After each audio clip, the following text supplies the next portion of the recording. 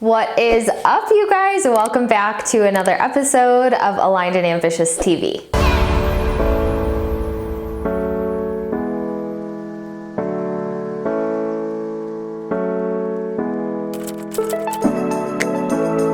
Today's episode, we are going to talk about 3 signs that it's time to raise your prices. Raising your prices is one of my favorite things to talk about. I think it's really empowering. I think it benefits you. I think it benefits everyone in your circle. And so we are going to dive into 3 different indicators that it is time to reassess your pricing strategy. First thing, if you are just in demand, if you are opening programs, if you are taking on coaching clients or done-for-you services, if you are quickly filling up your wait lists and people just can't wait to work with you and they just dive in and the sales process is seamless, it's probably time to raise your prices. One of my beliefs around your pricing strategy is that the higher access they get to you, the more premium of a price it is. And I really value the Ascension sort of product suite where you have other offers for people who just can't quite afford your premium rates. But if you are investing a lot of your time and a lot of your energy and you're very present in offers, so for example, like I said, done-for-you services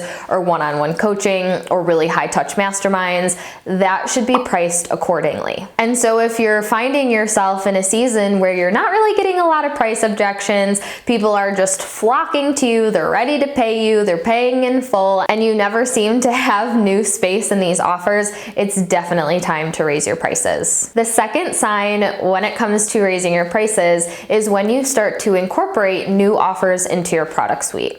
So for example, if you're just starting out and you're charging $2,000 a month for one-on-one coaching, but you want to introduce a mastermind at either $1,500 a month or $2,000 a month, obviously your one-on-one has to increase. Think about your prices like they're on a sliding scale. So every time you raise a price or introduce a new offer, you have to readjust your whole product suite. Now, I'm not a big believer in raising your prices just for the hell of it. I think there needs to be an intention and strategy behind it. And when we're thinking about our offers and our prices like a sliding scale, again, we want to make sure that the highest level access to us is positioned in the highest price point. And so if you're adding in a new mid-level offer or a new low-level offer, it's time to assess everything that you have to say, where do my rates need to increase? Do they feel good? And is there enough space in between? So for example, someone isn't paying you $5,000 a month for your private coaching and then like $4,800 a month for your mastermind.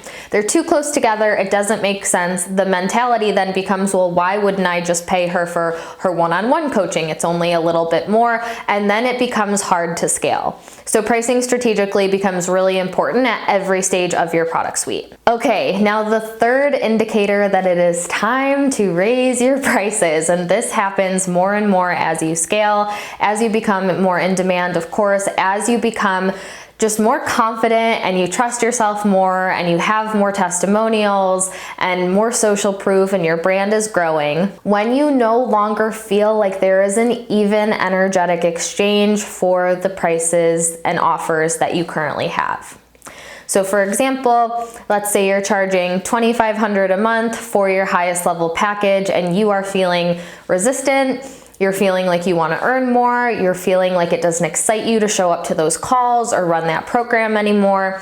There's not an even energetic exchange happening. And so that's an indication that it is time to reassess the price, the investment, and probably raise the cost on it. So for example, this actually happened with my private coaching. I had a certain rate and I was just feeling really resistant. It didn't feel worth it to me. I didn't want to take on one-on-one clients. I wanted to close it all together. And then I looked at the pricing and I realized if I just raise the rate, I'm all of a sudden feeling more fulfilled. I'm feeling more in alignment. I'm feeling more excited to show up. The same thing happened with my profitable partnership. It started at a certain rate. We got about 8 months into it. I felt like I was really high touch. It was a great program. I was on demand. My clients got a lot of access to me. And so I realized this pricing has to shift. The more that this program scales, the more available that I am, the more confident I am in the transformation. It feels like an even energetic exchange exchange when I increase the rate. One more thing I want to mention in today's episode is that raising your prices also raises the bar for your clients. And so a lot of times when I'm talking to my clients about raising their prices, they kind of start to panic and they're like, what if nobody pays it? What if my clients freak out? What if nobody can afford it?